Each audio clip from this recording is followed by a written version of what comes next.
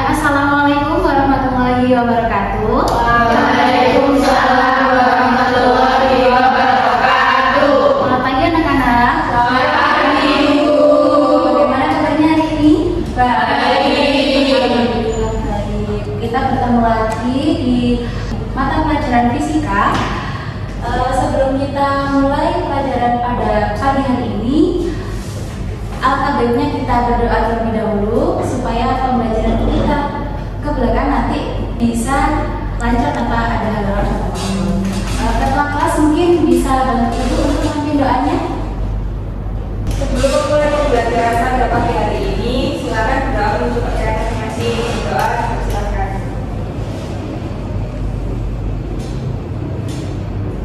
Berdoa dimudahkan.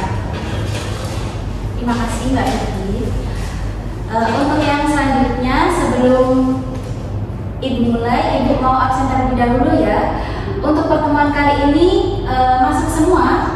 Masuk. Kalau masuk semua ya, jadi kita bisa mengikuti pembelajaran secara optimal. Nah, sebelum Ibu mulai, kita lihat dulu ilustrasi ini diberikan.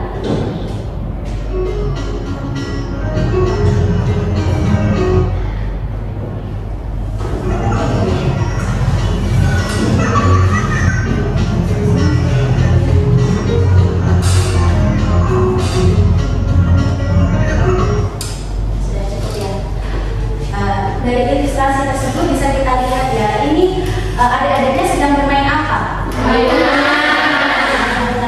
Nah, kalau boleh Ibu tahu, ini adik-adik ini kok bisa ya ayunannya itu bisa bergerak maju mundur? Kira-kira ada apa? Karena ada yang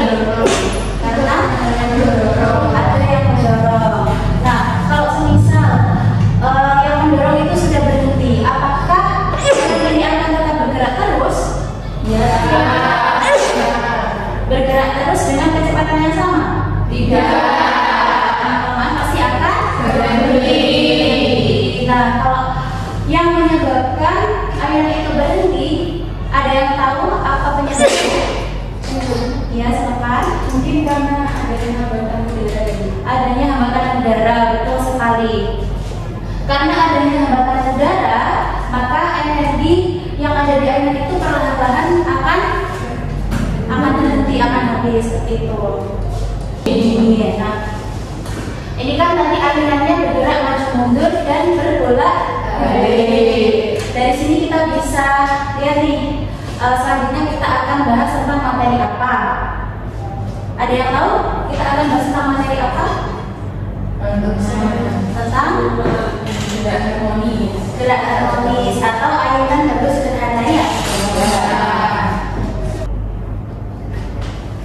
Nah, di sini apa sih gerak harmonik itu?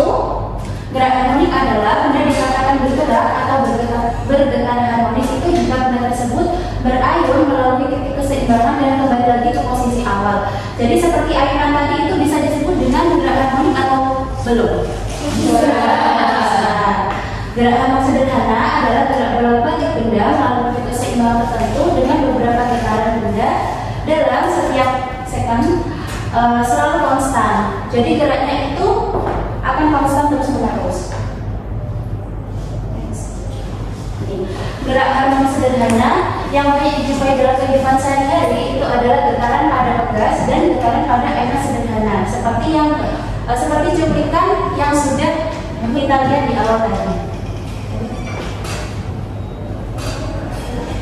Nah, untuk yang selanjutnya kita akan masuk pada besaran-besaran yang ada di gerak harmonis sederhana. Yang pertama ada periode. Periode itu apa sih? Periode itu menyatakan waktu selama terjadi satu kali getaran. Sehingga nilai periode sama dengan perbandingan antara waktu atau T per banyaknya getaran. Jadi bisa dilihat dari persamaan di samping. Kalau periode itu dilambangkan dengan T besar, kemudian perbandingan antara waktu per banyaknya getaran, jadi T per N. Nah, nilai periode juga dapat dihitung dari panjang tali dan besar gravitasi di mana tempat bandul itu berayun. Nah, untuk untuk besaran yang kedua yaitu frekuensi atau F. Frekuensi ini pada ayunan didefinisikan sebagai banyaknya getaran dalam satuan second. Sehingga nilai frekuensi sama dengan perbandingan antara banyaknya getaran atau N per lamanya waktu bergetar. Jadi rumus dari frekuensi atau F adalah N per T. Jadi berkesebalikan sama periode. Nah, satuan frekuensi itu dinyatakan dalam hertz atau biasa kita temui dengan lambang Hz.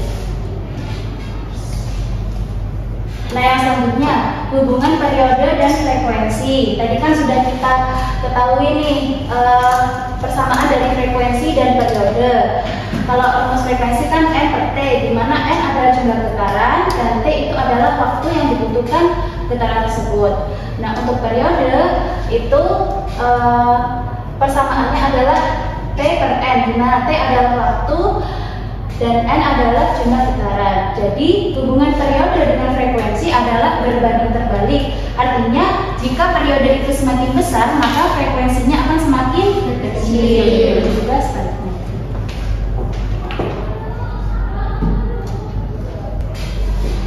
Nah, di sini ada suatu permasalahan, yaitu hari ini ibu harus ke pasar untuk membeli bahan-bahan membuat kue. Karena ibu merasa kerepotan jika membawa anak bungsunya yang masih balita, maka ibu itu menitipkannya kepada anak sulungnya yang bernama Ani.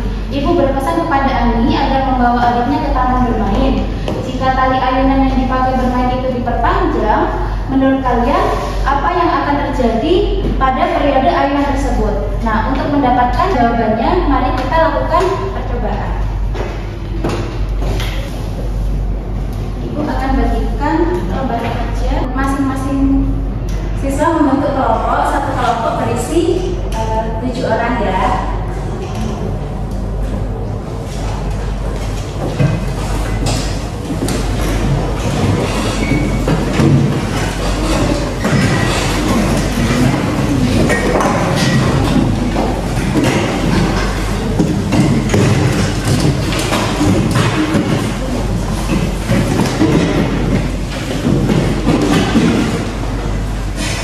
Di lembar kerja tersebut sudah ada permasalahan seperti yang sudah ibu paparkan tadi.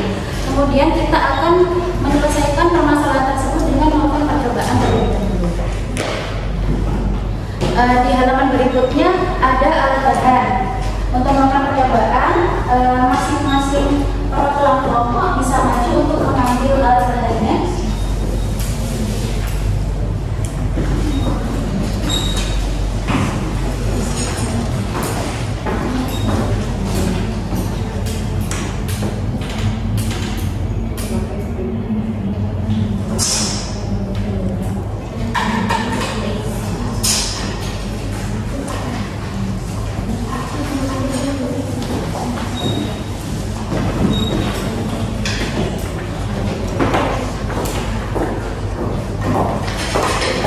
Nah, di LKPD itu ada alat dan bahan apa saja?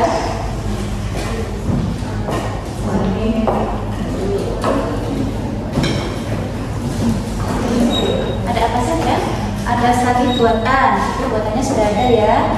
Kemudian ada tali dan bandul, sudah. Kemudian ada busur dan stopwatch. Nanti stopwatchnya pakai HP aja ya.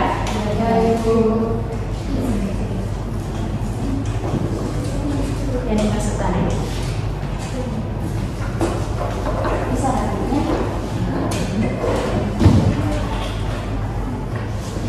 Nah, di sini ada 2 panjang tali yaitu 10 cm dan 30 cm.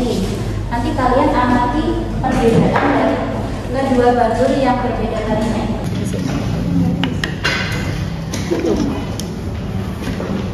Bisa diukur menggunakan analisis ya.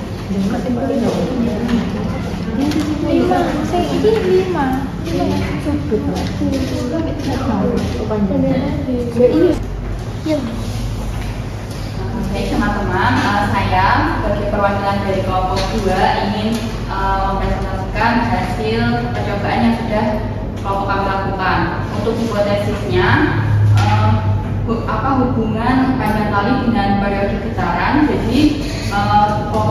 itu menghipotesiskan bahwa hubungan panjang tali dengan periode getaran itu berbanding lurus. Jadi semakin panjang tali maka periodenya itu akan semakin besar. Dan kesimpulan yang kami dapatkan dari percobaan kami yaitu semakin panjang tali kemudian periodenya akan semakin besar dan membuat frekuensinya itu semakin kecil gitu. Ini sesuai dengan hipotesis yang kelompok kami lakukan. Kemudian yang mempengaruhi periode dan juga frekuensi itu adalah panjang tali dan bukan sudutnya gitu. Terima kasih. Ya, terima kasih Mbak Nadia atas kesimpulannya. Jadi apa sebetulnya? Untuk kelompok kedua tadi berarti kesimpulannya itu adalah hubungan panjang tali dengan periode adalah berbanding lurus. Jadi hubungan panjang tali periode dengan gravitasi.